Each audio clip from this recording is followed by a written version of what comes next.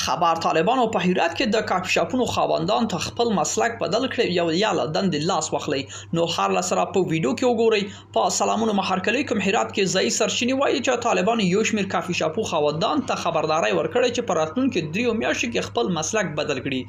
دا سرچینی وایي چې وسلوالو طالبانو هرات ښار کې زینو کافي شاپون ته ورغلي او خاوندان ته وخت وټاکو چې پر راتلونکي 3 میاشتو کې مسلک بدل کړي یا تل لپاره لاس لفعالیت واخلي.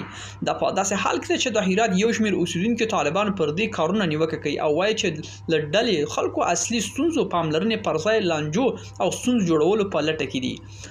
دوی په وینا خلک لوګي او بېوزلۍ کږي خو طالبان په دغه بلایت کې نایاب او کافي شاپون لپاره پلانونه کوي. ملګرو دا و زموږ چمتو شوی ویډیو که تاسو دې ویډیو په اړه کوم نظر پیشنهاد لرئ موږ سره په کومنټونو کې شریک کړئ او د لا ښکلو ویډیوګانو لپاره موږ سره پاتې شئ. تر بیا ښې چارې.